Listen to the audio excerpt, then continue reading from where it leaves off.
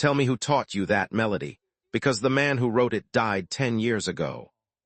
The glass slipped from Clara Whitman's hand and shattered across the Denver ballroom floor. The Christmas charity gala fell silent. Every guest stared at the grand piano and at the young maintenance worker behind it. His name was Miles Carter. He was 29, broad-shouldered, smart-looking, with short black hair and quiet eyes. To Whitman Tower, he was only the man who fixed broken vents after executives went home. To his 7-year-old daughter, Sophie, he was the safest place in the world. Miles lifted his scarred hand from the keys. Clara stared at him as if he had opened a grave. "That song," she whispered, "where did you learn it?" Miles stood carefully. "It's just an old piece." "No," Clara said. "That melody was written for me by someone I loved, someone who died before the world ever heard it." Sophie tugged his sleeve. "Daddy, why is she crying?" For one breath, it seemed Miles might tell the truth. Instead, he picked up Sophie's coat. "We should go." Clara watched them walk into the snow. The song was called Midnight Promise, and Clara had buried it with Daniel Hale 10 years ago. Earlier that night, Miles had almost stayed home. He did not belong among marble floors, silk gowns, and men who spoke about money like it was a language only they deserved to understand. But Sophie had seen the employee family invitation and begged him to take her. "Please, Daddy, I want to see the big tree." So he brought her. Her red dress came from a second-hand shop, but she wore it like a princess. Miles wore his cleanest black jacket. From the balcony, Clara noticed them once. She was beautiful in a deep green gown, with long, dark blonde hair over one shoulder and an elegant figure that made every head turn. People admired her. People feared her. Almost no one knew how lonely she was. At 20, Clara fell in love at a summer music academy in Vermont. Daniel Hale was brilliant, charming, and full of promise. One night beside a quiet lake, he played her a melody and said it was only for her. 2 weeks later, Daniel died in a storm. Clara locked the memory away, until Miles opened it with a broken heart. Trouble came near the dessert table. Sophie reached for a chocolate cake, slipped on spilled wine, and fell hard. Miles knelt beside her instantly. "Look at me, sweetheart, you're safe. I've got you." Then Grant Bellamy's cold voice cut through the air. "Maybe maintenance staff should learn not to bring children into executive spaces." Grant was Clara's fiancé, chosen by her father and admired by investors. Miles looked up. "She slipped, that's all." Grant's eyes moved over Sophie's thrift store dress. "This happens when people forget where they belong." Before Miles could answer, Clara descended the stairs. "Apologize to them." Grant blinked. "Clara, I was protecting the tone of the event. You were humiliating a child. Apologize." Grant's smile vanished. "Fine, I'm sorry." Clara turned to Miles. "Medical room, 5th floor, private elevator." Miles nodded. "Thank you, ma'am." Something in his voice stayed with her. Dignity. An hour later, Sophie saw the piano near the stage. "Daddy, play the sleepy song." Miles froze. "No soft, not here." "Just one, please." The guests nearby laughed, expecting nothing. But Sophie looked up at him with complete faith. Miles sat. The first notes rose softly. The ballroom quieted. The melody moved like snow against a dark window, aching with love too long hidden and grief too heavy for ordinary words. Miles closed his eyes. His scarred hand struggled, but it did not fail. Every note sounded like a confession. On the balcony, Clara stopped breathing. Daniel's impossible, secret song. When the final note faded, Clara was already walking toward him. And that was when she asked the question that made Miles run. If you have listened to the story till now, Soul Story's Untold team, Thank you from the heart.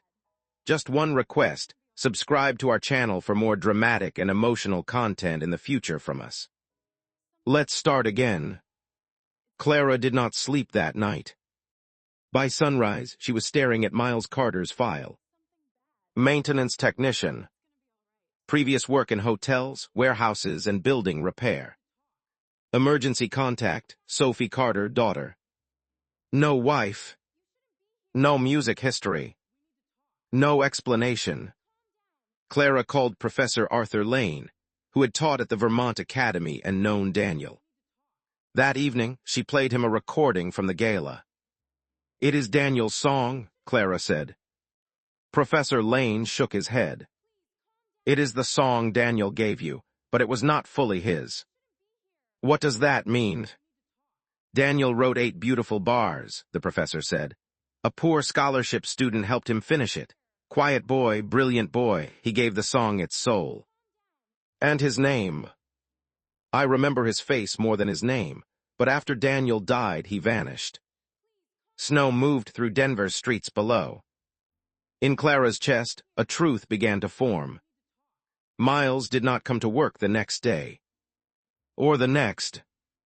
When Clara sent someone to his apartment, the landlord said he and Sophie had left before dawn with 2 bags. No forwarding address. For 3 days, Clara told herself she only wanted answers. By the 4th night, she knew that was a lie. She wanted to find the man who had loved her from inside a song. Near midnight, Clara stayed alone in Whitman Tower. Then she heard piano music from the lobby. Midnight promise. Slower now. Sadder. Clara took the stairs. Miles sat at the piano. Sophie slept nearby, wrapped in his coat. "I came back to return my keys," Miles said, "and maybe to stop being a coward." Clara moved closer. "Was it you?" "Yes," Miles said. "I finished the song." Clara's eyes filled. "Why did you let me believe Daniel wrote it?" "Because Daniel loved you," Miles said, "and I was nobody." He looked toward Sophie. "I was at that academy on scholarship. Daniel had confidence, money, a future. I had a second-hand jacket and a fear that every room would discover I didn't belong." Clara whispered, "And me." Miles's smile was sad. "You were the first beautiful thing I had ever seen that did not make me feel ashamed for wanting it." "Daniel asked me for help," Miles said. "I wrote what I felt but could never say. He offered to tell you. I told him not to." "So you wrote me a love song and handed it to another man?" "No, I wrote you a love song. Daniel was just brave enough to play it." Miles lifted his right hand. 3 years later, I got my first contract with a touring company. During rehearsal, a lighting frame collapsed. I pushed a violinist out of the way. It crushed my hand. "The company was owned by your father," Miles said. "Whitman Stage Group." Miles nodded. "They used cheap equipment. The report was buried. I got enough for surgeries and rent, not enough for a future." Before Clara could answer, the lobby doors opened. Grant entered first. Behind him came Victor Whitman, Clara's father, silver-haired and sharp as a blade. Victor looked at Miles with disgust. "So the rumor is true. My daughter is risking her name for a janitor." Clara stepped in front of Miles. "Leave."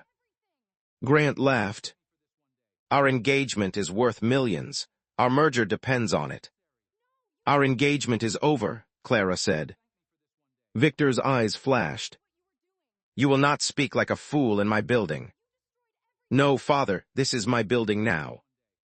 Victor pointed at Miles. "That man is a failed musician with a child and a sob story." Sophie woke and ran to her father. "Daddy." Grant looked at the child coldly. "This is exactly the scandal investors will hate." Clara's voice became calm. "That child has more dignity than every man in this lobby." Victor stepped closer. "I built this empire." "You built it by breaking people. You broke him. Then you paid him to disappear." Victor did not deny it. "It was business." No, it was cruelty wearing a suit. Grant's mouth twisted. I can make the board question your judgment. Try, Clara said, but do it from outside my tower. She looked to security. Escort them out. When the elevator doors closed, the lobby became still. Clara sat beside Miles at the piano.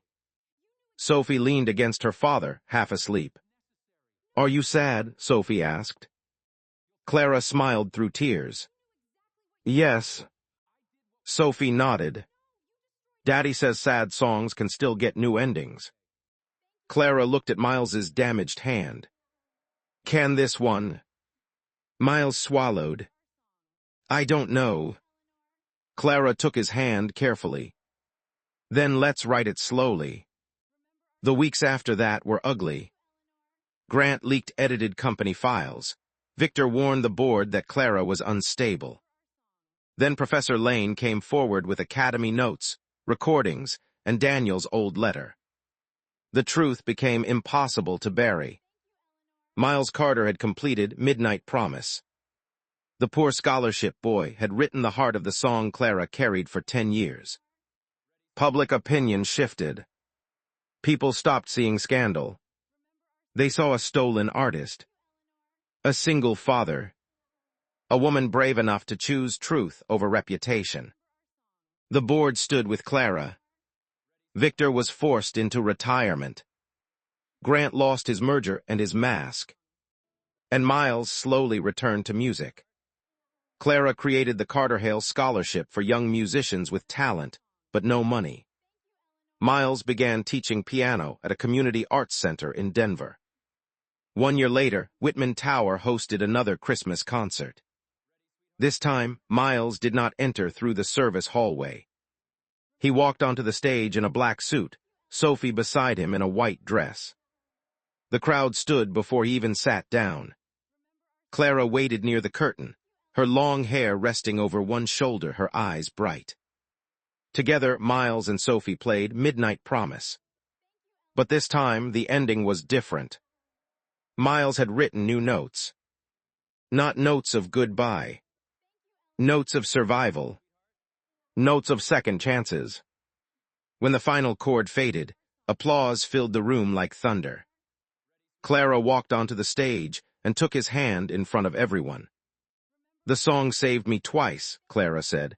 First when I thought love had died, then when it brought me to you. Miles smiled. Then it was worth every note. Sophie tugged Clara's dress. Can we get hot chocolate now? Clara laughed and lifted her into her arms. With extra marshmallows. As they walked off the stage together, Miles no longer listened for approval. He listened to Sophie's laughter, to Clara's breathing beside him, to the quiet music of a life he had never believed could belong to him. Years earlier, he had written a promise in secret and given it away. Now that promise had returned. Not as a ghost, not as a wound, but as a home. And sometimes, the most beautiful music does not come from perfect hands. Sometimes it comes from broken people brave enough to play again.